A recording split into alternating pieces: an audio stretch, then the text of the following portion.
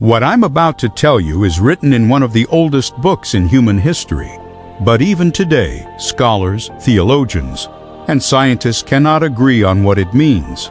A man stood beside a river. The sky opened, and what he saw next was not meant for human eyes.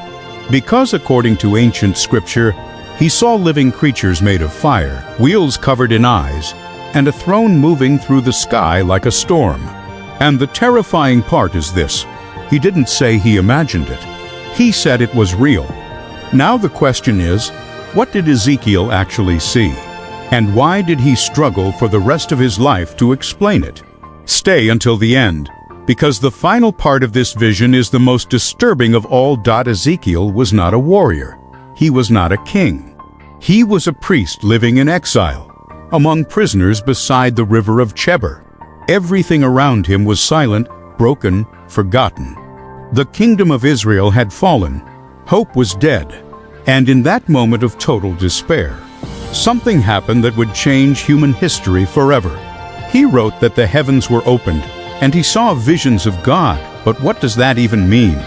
Because what came next was not peace. It was movement. Something was approaching from the sky. At first, Ezekiel describes a storm, but not a normal storm. A storm with lightning flashing endlessly, a cloud glowing like burning metal, and fire folding inside itself. Then came the sound, a roaring like rushing waters, like thousands of voices speaking at once. And inside the storm, something began to form. 4 living creatures appeared, but they were not human. Each one had 4 faces: a human face, a lion, an ox, and an eagle. And they moved without turning, as if every direction was forward to them. Ezekiel says their appearance was like burning coals of fire. And then it got worse. Beside each creature were wheels. But these were not normal wheels. They shimmered like crystal, and Ezekiel says something chilling.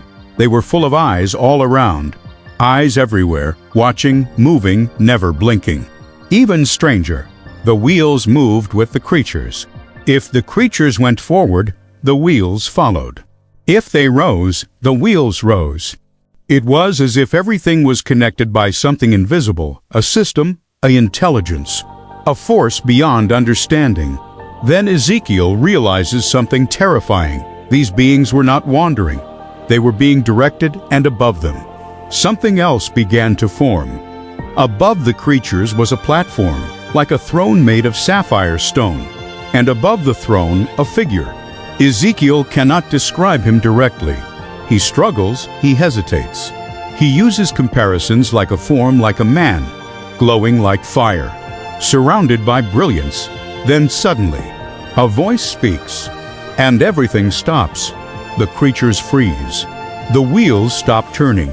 Even the storm becomes silent, and Ezekiel falls face down on the ground, because whatever is on that throne is not part of nature, not part of earth, not part of anything he knows. Then Ezekiel begins to understand something horrifying. This is not just a vision.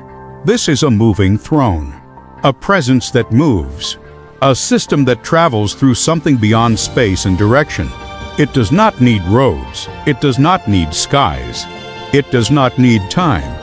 Then he hears a command, a calling. And Ezekiel is told he has been chosen to speak to a rebellious nation. But before he can even respond, he is overwhelmed. He says he heard the voice, and he fell on his face, because no human body is designed to stand before what he saw. To this day, people debate Ezekiel's vision. Some say it was symbolic. Others say it was spiritual reality.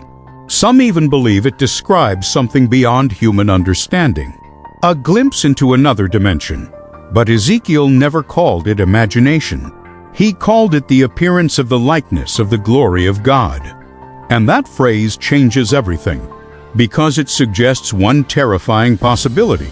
What he saw was only the edge of something far greater, something no human was meant to fully comprehend.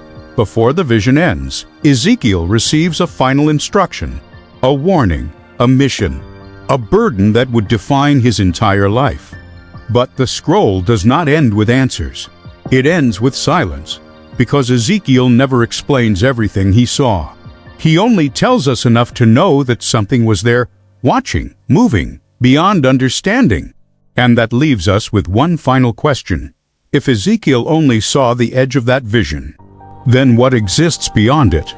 Comment "God still rules" if you believe darkness never wins. Send this to someone fighting spiritual battles. Follow Bible Stories daily for more hidden biblical mysteries. God bless you.